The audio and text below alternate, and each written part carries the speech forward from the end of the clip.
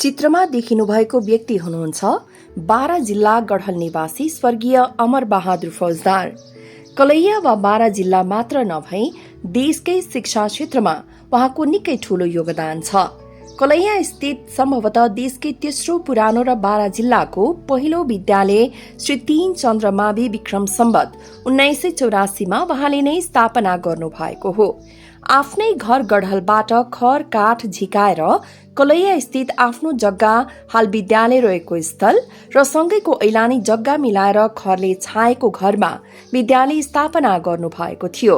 स्थापना कालमा 2 जना शिक्षक अमर सिंह सर र व्यास सरलाई भारतबाट बोलाएर उहाँले कक्षा सञ्चालन गराउनु भएको थियो भने पछि शिक्षक गिरिजा चरण कण्ठलाई थप्नु भएको थियो।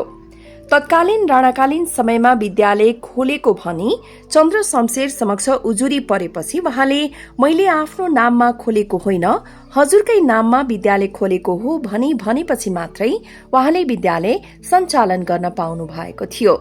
स्थापना कालमा प्राथमिक तह मात्र सञ्चालन भएको थियो भने विक्रमसम्म 2007 सालमा यो विद्यालय माविमा परिणत भयो।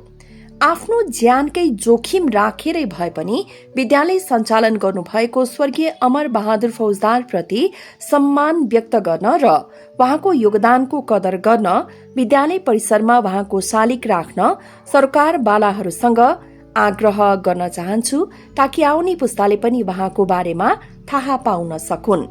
पुरानो भवन जीर्ण बन्दै गएपछि अग्रवाल फाउन्डेशनको आर्थिक सहयोगमा 4 तल्ले नयाँ भवन निर्माण गरिनु राम्रो पक्ष हो, तर स्वर्गीय अमर बहादुर फौजदारको योगदानलाई बिर्सनु भने दुखद कुरा हो।